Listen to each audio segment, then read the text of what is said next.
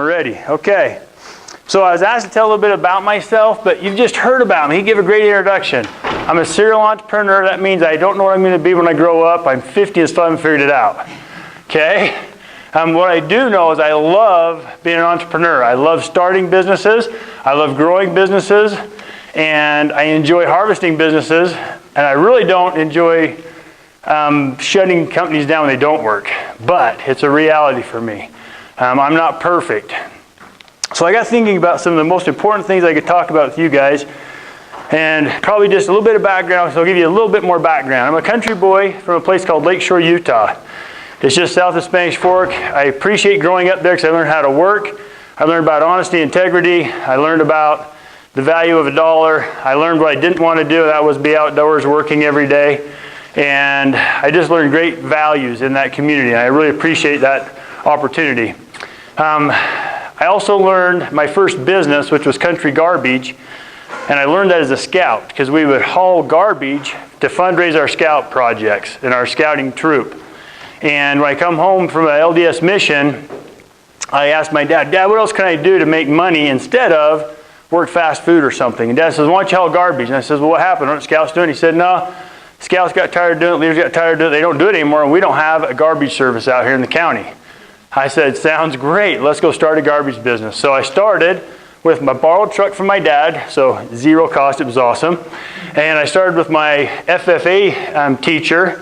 He had a dump trailer, so I went and borrowed his dump trailer, and I hooked that on my dad's truck, and I am basically in business now. I needed some customers, so I went around and knocked on doors, said, "Hey, I'd like to haul your garbage." They said, "Great," picked me up on Saturday, and my first business started with about $100 to do the dump and the gas for the Saturday.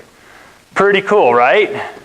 Here's what's even cooler about when you start your own business and grow a successful company. It paid for my whole education. I left BYU debt-free, paid for all my education, and then I sold it to somebody that wanted to have a garbage business and wanted to run that for their career. So I sold it to them, and now I had money to put into the bank to then invest in my next business. So it's really cool. Business can pay you twice or three times or however many times. So I love that part of being an entrepreneur, and I love that part of business. And with that said, I like interaction. So any questions you guys have about what you heard from the dean or from what I've told you so far? Oh, you guys aren't going to be a quiet group, are you? Okay, thank you. I'm curious why you transitioned from SUU to UVU to then BYU. Fantastic question. Which one? Research. Okay, there you go, sir. I transitioned because I had a scholarship down here when I was right out of high school, so it was free to come down here, kind of. I had to pay for all my room and board. And then when I came back, it was cheaper for me to live with mom and dad for a little while, get my feet on the ground. So I went to UVU. They didn't have a 2-year program, or a 4-year program, so I got my associates, finished up at UVU, and then transferred to BYU where they had a 4-year business degree. So that's the reason. Great question. By the way, I'm a fan of education. I'm glad you guys are all here getting an education, and I'd encourage you to finish getting your education. I have lots of business friends that are entrepreneurs that are very successful, have multi-million-dollar companies, and they're missing a few classes from being a graduate. So I would just encourage you to stick with it. Just finish it. Just a thought for you. Okay? Great.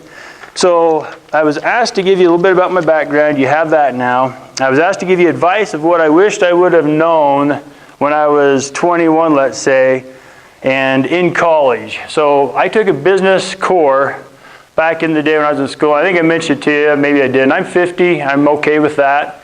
So I'm an old guy, but I understand that means I'm 30 years most likely older than the rest of you. So when I share some of this stuff, I'll guarantee it's outdated. That's okay, but just try to correlate with you. So my business degree, they didn't have lecture series like this, okay? I had the option at BYU for one entrepreneur class. That was it. So I applaud you guys for being here doing this. And my point to you would be, in my core, I didn't have the opportunity to take an advertising class. I wished I would have taken advertising. I wish I would have taken a psychology class. The reason why psychology, because as an entrepreneur, I'm working with people all the time. I'm working with customers, I'm working with suppliers, I'm working with employees. If I understand psychology, I can better work with all those people that I'm working with. Does that make sense? So those are a couple of things I'd have done different. And then there was one other one that I thought of that I'd share with you. Oh, communications class. Okay, I'm actually retooling myself right now by taking a Crucial Conversations course. It's just a book and a CD course, so I'm doing it Audible, but I would highly recommend all of you increase your communication skills. You're going to be, if you want to be an entrepreneur, you're going to have to be able to communicate with people. So by raise of hands, how many here are on track in a business track of some sort? Just let me, so I know I'm working with here. So, wow, quite a few business majors. Okay, I don't have that many Snickers, but thank you. And what do we have? What's some of the other disciplines we have? Do we have some medical students here by chance? Okay, cool. What about arts? We have some art students? No? What's some other things? Throw some out here for me. Aviation, but it falls under, at the school, it falls under the school of business, but it's still... But it's separate thing. Aviation, okay, excellent. Hand over here, I thought? No? Okay, good. So one of the things that I would tell you all that you're either going to work for a business or you're going to run your own business. Does that make sense? No matter what degree you get. And so you need to decide which one you want to be and why you want to be that. One of the other thoughts I had as I was coming down here was that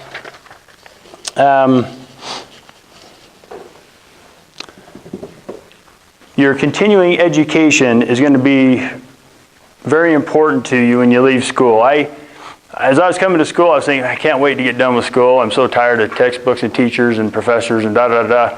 But what I've learned is you have to be a continual learner your whole life, okay? Education, continue learning, and you'll be blessed for doing so. Now, maybe you've heard, I think he came already, Rich Christensen came as one of your presenters. Rich is a really good friend of mine. He's an awesome entrepreneur, and I just love him. He's awesome. And I don't know if he can toot his own horn because he's kind of a humble guy that way. But I'm going to tell you, as far as continuing your education, this is a great book. It's called The Zigzag Principle. It's another thing I wished I would have had when I was your age to start a business. And this is actually authored by Rich Christensen, okay? And one of the principles in here is you can start a business for $5,000 and you can have it be super successful. He's done it multiple times, $5,000 to start and $1 million in revenues. So very impressive. It's doable, okay? I have a lot of students that feel like I can't start a business because I got to go raise a whole bunch of money before I can even get off the ground. So I've told you that's not true because I started a garbage business with how much? $100 for gas and dump fees, right? So he can do it for $5,000 in today's world, and he's done it over and over again. Another book I'd highly recommend, and by the way, I'm not getting commission for this. Nail It, Then Scale It. Okay, this book, when I read it, just flipped my mind. I was going, these guys are so on task. They're so on track. This is perfect. I would recommend all of you study this book and apply it. Because here's one of the big mistakes that many of us entrepreneurs make. We get this really cool idea, and we think everybody else thinks it's a cool idea, and we think everybody's going to buy our cool idea. And then we find out that actually there really wasn't that many customers, they weren't that excited about it, and they weren't willing to pay for it. And this book talks about making sure there is a shark bite pain. Okay? Make sure that customers really want it. And here's the other thing, make sure there's a lot of them. Okay? A lot of customers. Because I found out the hard way that you can get into businesses and there's not a lot of customers, and so then you're kind of sunk. You only have a little narrow strip of customers. So tell us about those. Be glad to. Thank you. All right. And by the way, you guys have questions, just raise your hands. I'm fine with interaction. So I'm the owner of multiple vehicles. And one day I had this really cool idea of, why don't they just make a key fob to open multiple vehicles so I don't have to have 3 of them hanging off my keychain. It's convenient. I just have 3 in the lock and 1 lock or something. I thought, this is a cool idea. Everybody and their dog is going to want one of these. So I went to work on researching it, and I was real excited about it. I was passionate about it. It's my idea, and I needed one, so everybody else is going to want one of these. And I went to BYU even, went to their engineering department, asked them what it would cost to engineer me one of these, and they give me a bid. And then they said, you get these manufactured overseas, and here's your contact. And so I researched that. By the time I was done with engineering and my first run of production, it was about $1 million venture to get this thing going. It was one of those ones you got to go raise money to make it happen. So then I thought, well, okay, I gotta check this out. How am I going to sell this? How am I going to market this idea? And so I got looking. This was a while ago, so I got looking online, and there's like 1-800-KEY-FOB or something. Okay, so I go online. I call their phone number, and I get the sales guy on the phone. And I say, hey, just wondering, do you guys have any universal key fobs? I'm really interested in one. He goes, no, we don't, but we get requests for them. I'm going, yes, I get requests. This is cool. I'm on to something. And I said, good, so there's other people that would want one of these. And he's going, yeah, there are. They would really like one of these. I said, okay. By the way, I'm just curious. You don't have one, but if you had one, you could sell some. Oh, yeah, we could sell some. I said, great. How many requests do you think you're getting per month? He said, oh, well, I'll bet I'm around 20, 25 a month. What do you think the average cost of one of these is if you're going to sell at retail? Like $70. So do the math, right? You all started laughing. So guess what I did with that idea? Out the door it went. That idea was gone. No longer, no more. Not going to do this idea. So that's just one simple example. Questions. Come on. You got to have some thoughts here. Questions. These are coming to your head going, I've been thinking about this, and I had a chance to ask a real entrepreneur that's done it multiple times. What's your questions? Yes, sir. Do you ever start brainstorming before you try to act on what kind of things you want to start in your business? Yes, I highly recommend it now. For sure. Which one? Research. All right, that's going to be a hard chuck, so everybody watch out. Whoa, that doesn't fly very good. Okay. Yeah, so brainstorm, and you guys have so many tools I didn't have early in my career. I love Google Trends. Do you guys ever use Google Trends? It is awesome. In fact, it was fun to watch the election whole thing on Google Trends too. You see who was most interested in who? Donald Trump killed on Google Trends. It was amazing. And I'm not sure why everybody was searching him, but hey, they were out there looking about him, okay? But Google Trends is really cool to help you figure out who's the hot item and competition and where trends are going in industries, and you can search about any term or product or anything like that, okay? So really great stuff. Good question. Others, please? Yes, back in the back. What's the hardest lesson to learn? Hardest lesson to learn? Whew, boy, I don't like losing money. That's a hard lesson to learn. I really don't like doing that. What do you like, young lady? A Snickers lady. Okay, super. So, one of the principles that I've learned is try to fail fast and fail small. So, principle there is don't put too much money into something and get so enamored with it that you keep doing it. My recent venture, I'm right now in the transition of transferring to someone else. I got into a huge industry, and I don't know how much time I'll spend on this because it's one of my failures. By the way, it's okay to fail, everyone. Okay, I don't think it's good to fail a class. An F is ugly because then you have to repeat. I've had to do that before. It wasn't because of an F, but it wasn't a pass grade, so I had to repeat. And I hate paying tuition twice, by the way. Tuition once is okay, but having to pay it twice stinks. Because then I had to get a tutor to help with it. That was double whammy. So anyway, I made it through the class. Glad to say I passed it and got done with it. But anyway, tuition once is good, and not tuition twice I hate. And back to this latest failure is that I got into an industry that I didn't have any experience in, but I had mentors around me that had experience. And I was into it about $25,000 and 6 months, and I still didn't have the traction I expected when I had forecasted and planned everything on this business. And so now I've handed it off to another group that they think they can do something with it. So the good news was we didn't have to shoot it in the head, but I'm going to be out because I couldn't hit what my goals were at 6 months and 25 grand. Does that make sense? So that's one of the big lessons that I've learned is fail as fast as you can, set your limits. That's one thing I love about the zigzag principle. He talks about guardrails. He calls them guardrails. You set your goals, and if you're not hitting your goals, you need to be able to call it quits. Okay, even if you're thinking it's the best thing ever, at some point you want to say, okay, no, it's not getting the traction. I don't have the revenue, the sales, or the whatever. Wow, great questions. I love this. Yes, sir. Last time you had a speaker that said something, share your ideas, because no one else will put in the effort to do it. Do you feel that same way with your ideas? Do you try to keep them to yourself? Or do you feel like sharing it actually helps you in your creative process? I'm going to answer a little different. I'm going to say both. Share it with the right people and don't share it with the wrong ones. Because there are people that are ambitious, and if your idea is good enough, the ambitious ones will take it and run with it. Others, though, you get the right ones, meaning a guy like me or a guy like whoever else are putting together for you guys to have as mentors, and you can go talk to them and share with them and say, hey, how do I ferret this idea out? How do I make sure if it's really a good idea or if this is really a brain cramp and I shouldn't spend too much more time on it? Those are the right people to share it with and talk to them about it, okay? Does that work for you? Okay. Stickers.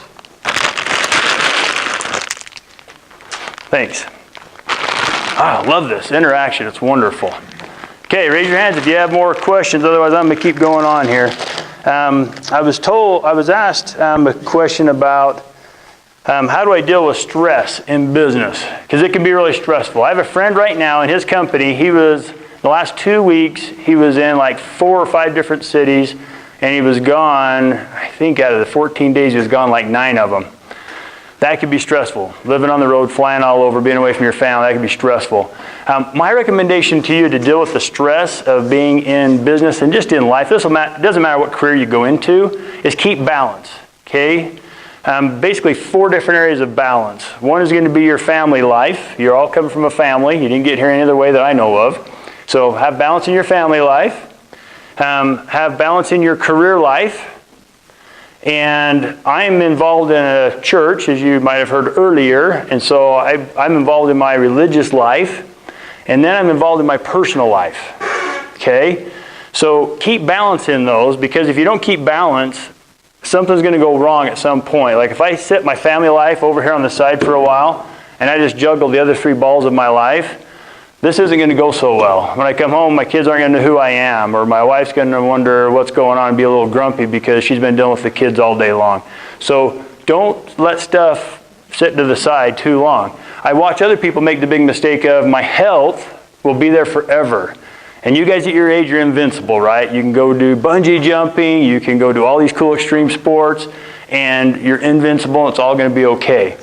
However, if you keep putting bad stuff in your bodies, meaning food that isn't really good for you, eventually it's going to catch up with you and you're going to have some problems later. So don't forget to exercise. Don't forget to eat good quality food. Keep that balance in your life in all those 4 areas. That's how I'd recommend you guys deal with stress and the challenges of life, because if you're healthy in all 4 of those areas, things will go a lot better for you, in my opinion. Yes, sir? My question is, when you chose your major, did you know that you wanted to be an entrepreneur? Or did you kind of come upon entrepreneurship as you were going through school? Came upon as I was going through school. I knew I wanted to be in business. As I was going through life, I was looking at the people that seemed to be successful from my lens at that point in my life when I was, 10 to 16 to start thinking of such things. And I looked at either doctors, lawyers, and business people seemed to have financial ability and what I deemed as a really good life at the time. I've learned different, but I'm just saying that was my perspective at that time in my life. And so that's how I got into business. And then my dad just saying, why don't you run a garbage business? And I'm making 30 to 50 bucks an hour as a college student. And I'm going through business, and I took the one entrepreneur class they offered at BYU. I took that, and that was interesting. And so somewhere in that 2 years of business school is when it just clicked for me and said, entrepreneur looks great. So, what's your flavor?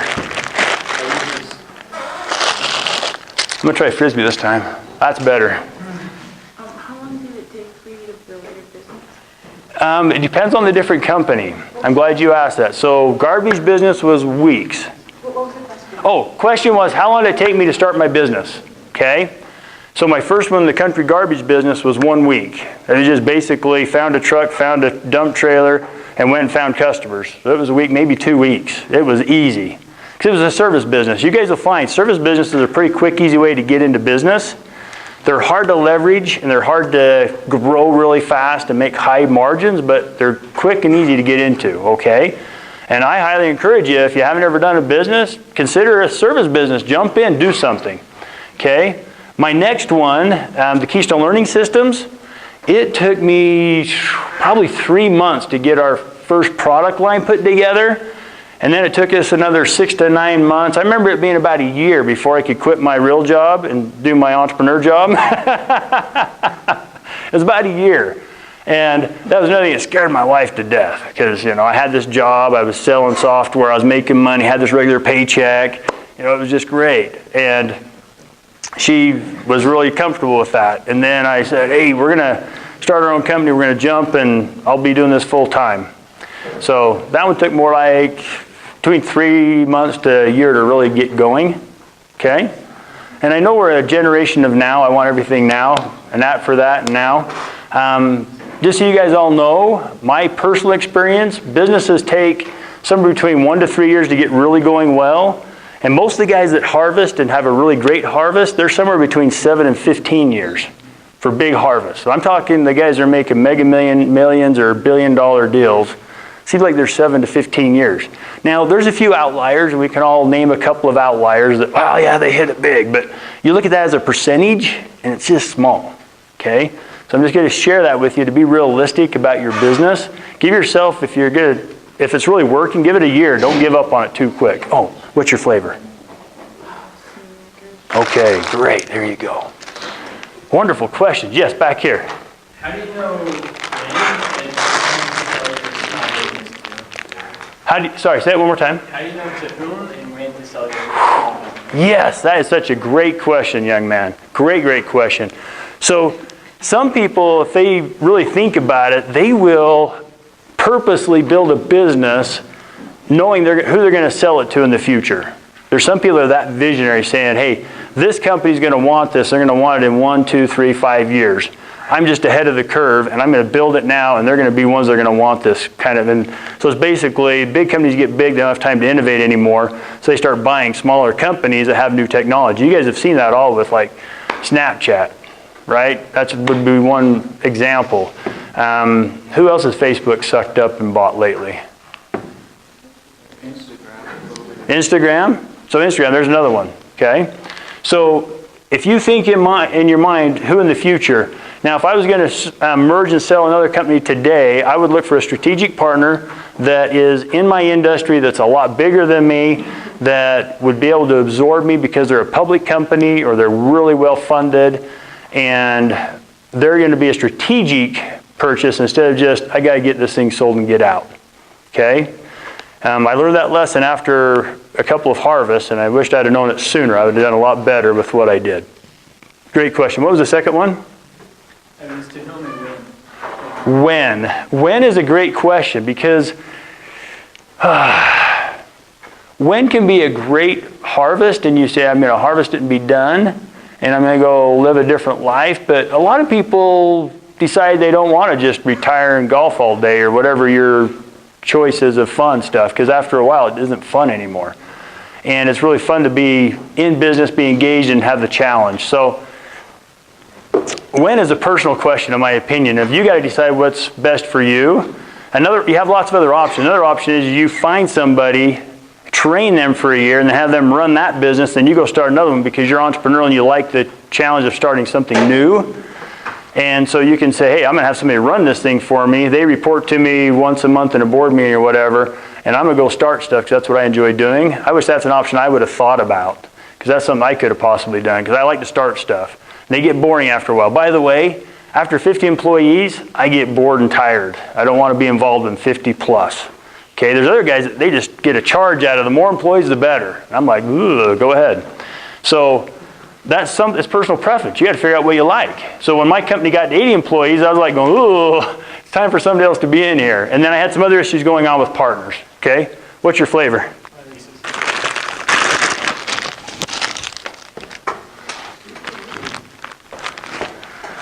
Great, yes.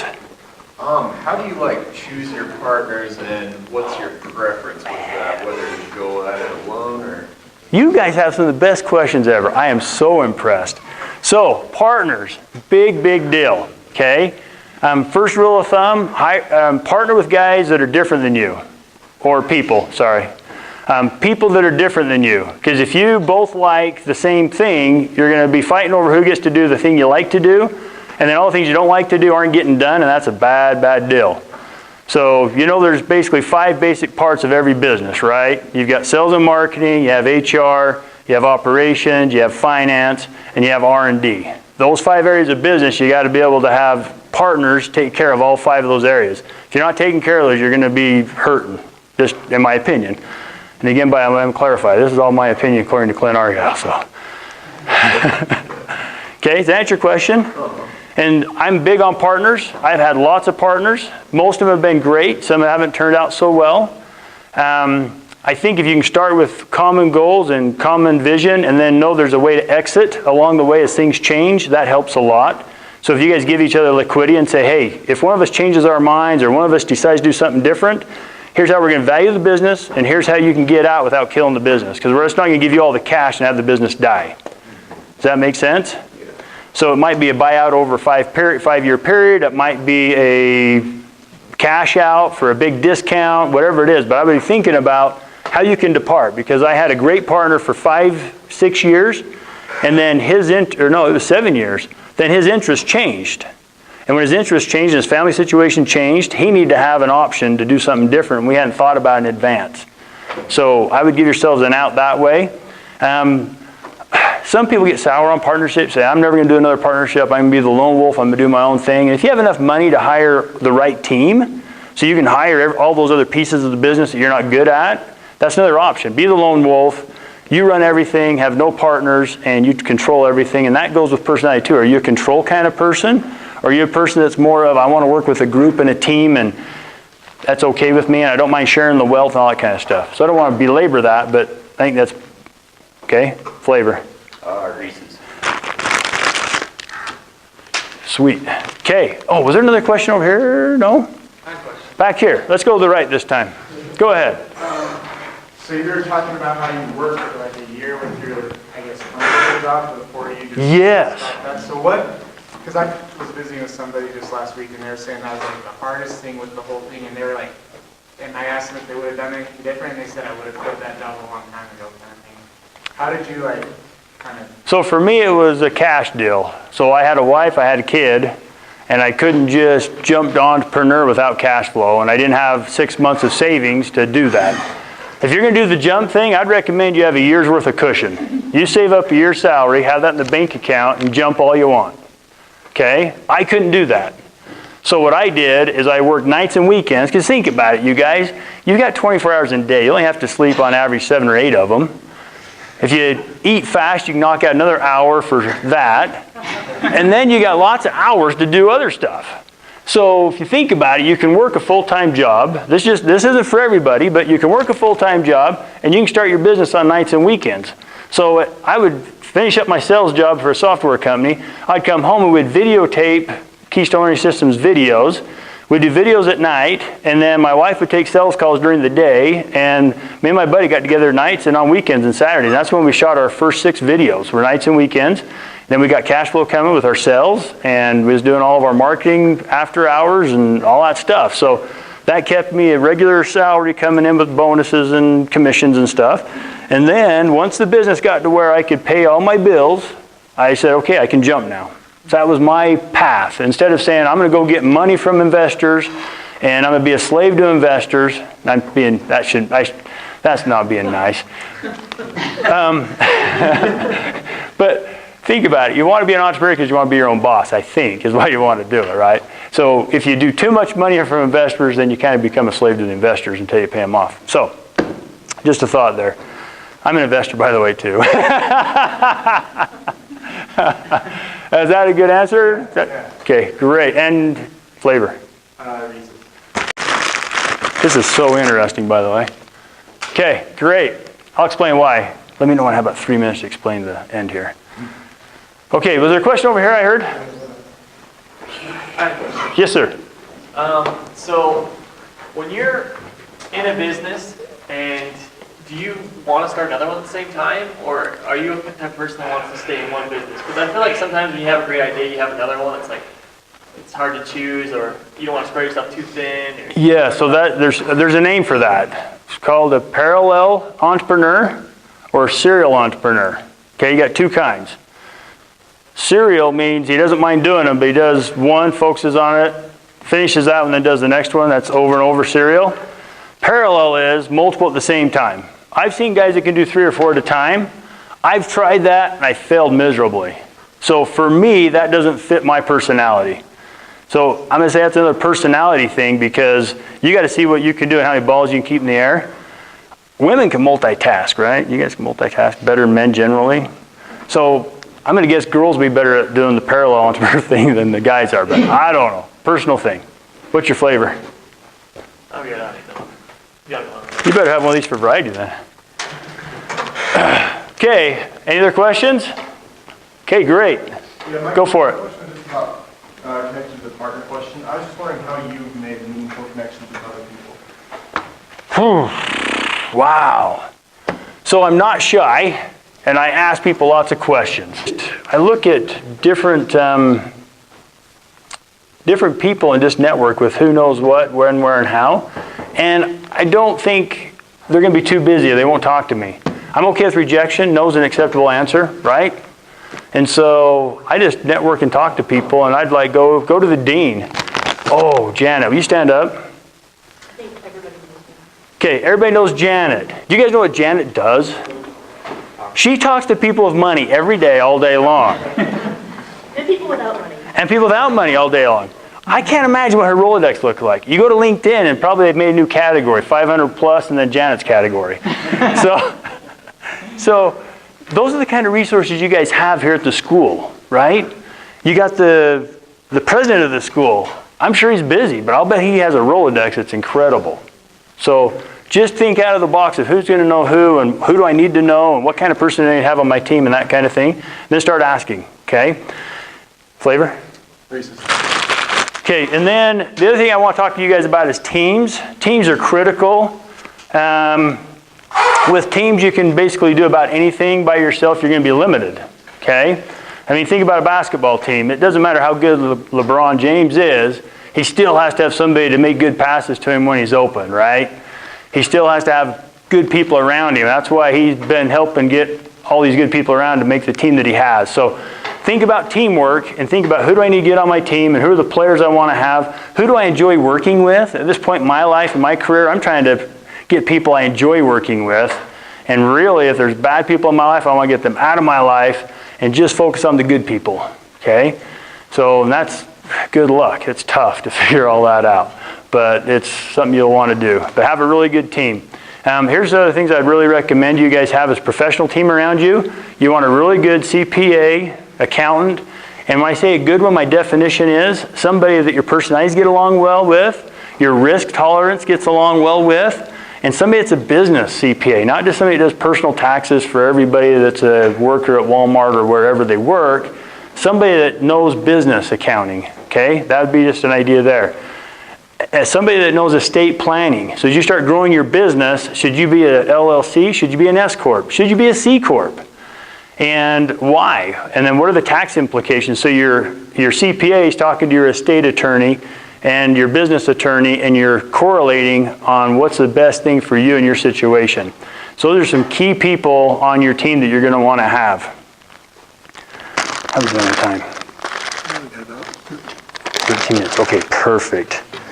A couple of things I'd recommend you guys can do now. I'd recommend you guys consider starting something. If you really want to run your own business, start something. Don't wait, okay? Start something. Do a lemonade stand. I don't care what it is. There's services out there that need to be done. There's products that need to be done. Start something. Hello. Good to see you again. Good to see you. Thanks. So start something and start it now. And here's what's interesting is, you guys, it's okay to fail. I think I said that earlier, didn't I?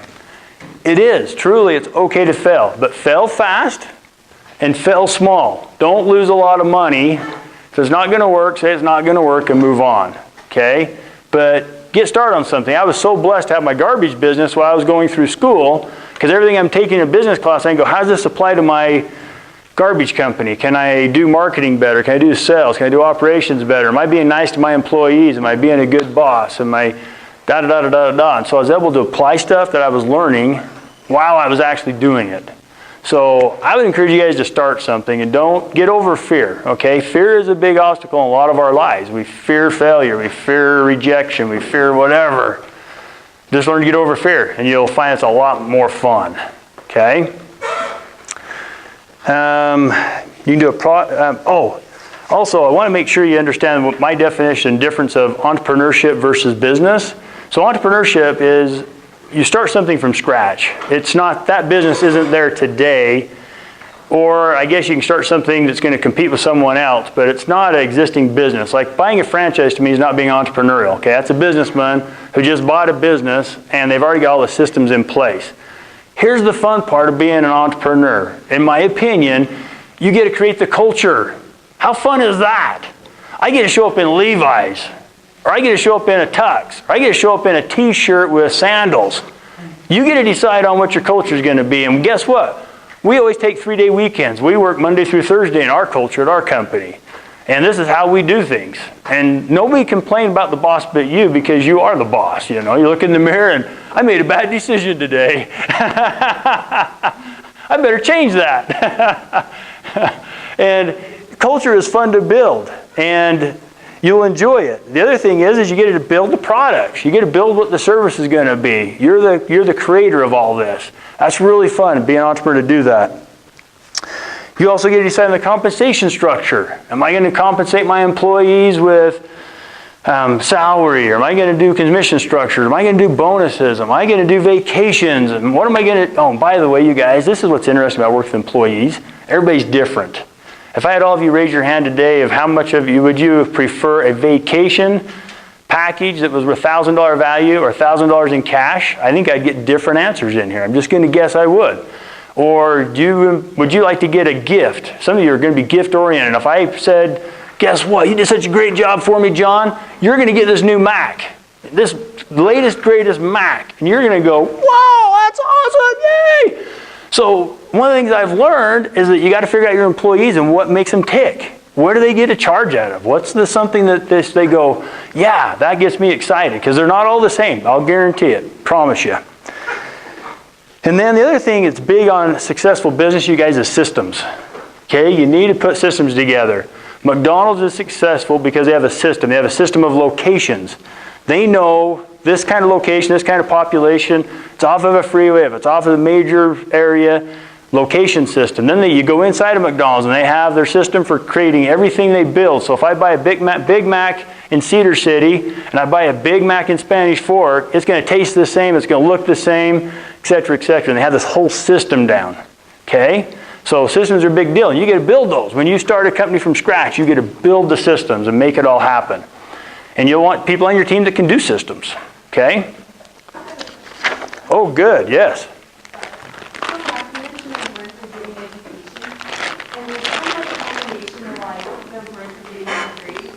But what do you think is most important? Is it the fact that you know each day you have a degree? Is it like the material you learned from the specific courses? Or do you think it's like the wanting to be prompt, on time, like those underlying things? I think it's a lot of the underlying things. And here's what's interesting. If you start your own company and you run your own company, no one's going to ask you for your resume. No one's going to care where your degree was from, because you're the boss. You're running the company. No one's going to care. Except for when you come to give a lecture and they say, hey, do you have a resume so we can introduce you? But otherwise, no one's going to want they're going to care if you graduated in dance, they're going to care if you graduated in business. Nobody really cares, because you're running your own company, right? I have a lady in my neighborhood that's really successful with her dance studio. She doesn't have a business degree, she has a dance degree. But she married a really good guy that's a marketing guy. So he markets the heck out of it. They drive really nice cars. They have a really nice house. I can't believe how much people pay for dance lessons.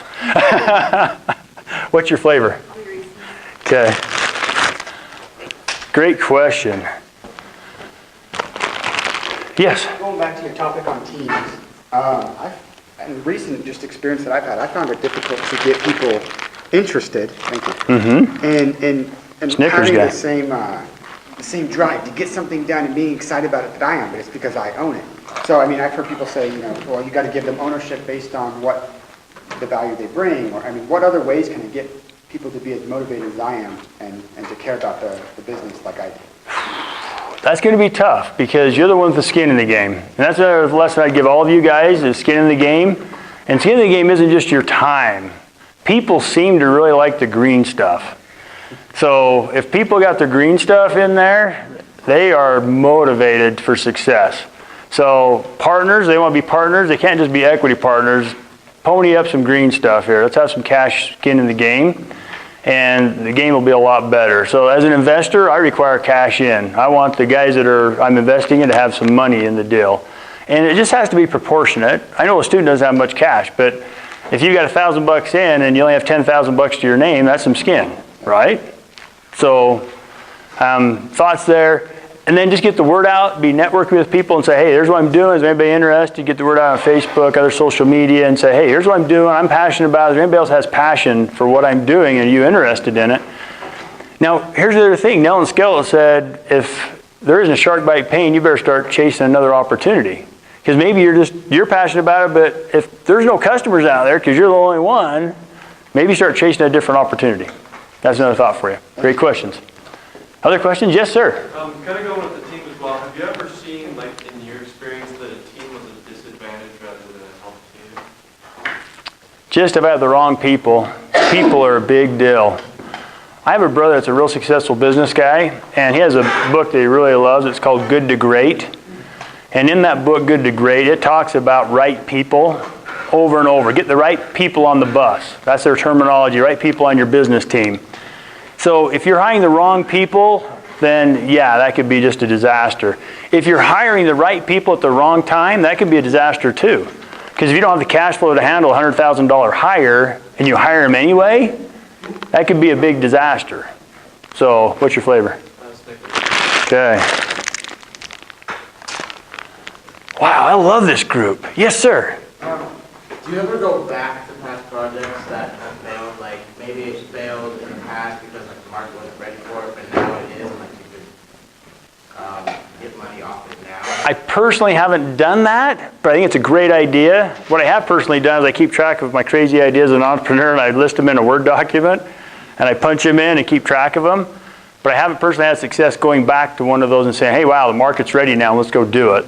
But I think that's very viable because a lot of times you could be too far ahead of the market, but in 2 years it's ripe and ready and you go for it. Cool. What's your flavor? Sweet.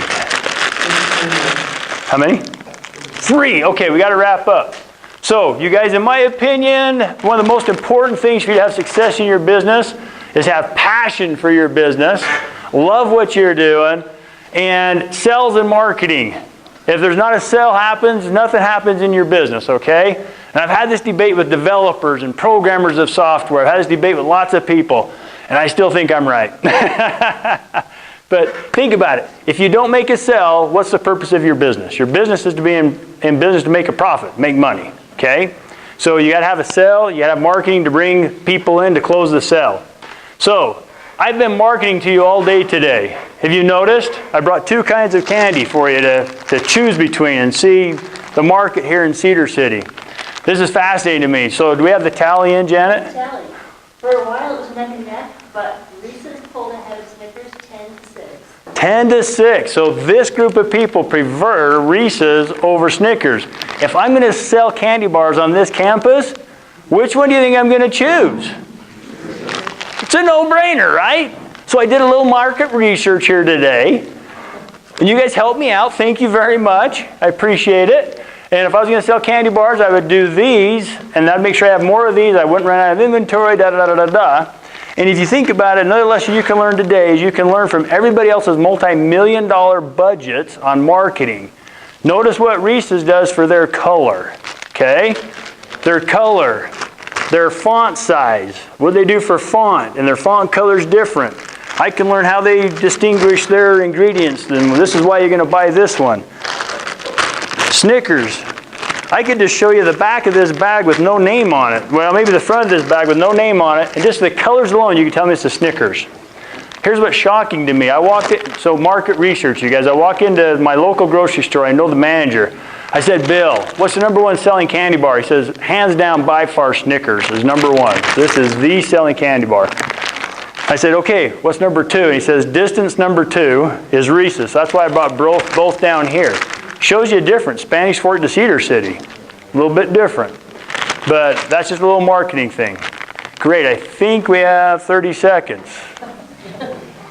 Any other questions? Yes? You mentioned setting up processes in your businesses. Will you just touch on maybe some of those processes, things that have worked for you, things that maybe haven't? Great. Processes. Basically, the idea is, how do I get products or services as quickly and as efficiently as possible to the customer? Okay, so as you're building a process, how do I do that? What's A, B, C, D, all the way through Z, and can I make it faster, more profitable, simpler, whatever it is? That's building your process to deliver your goods and services effectively. Okay? Thank you all very much. So we got a little plaque for you here. Thank you very much. That is cool. Participating in our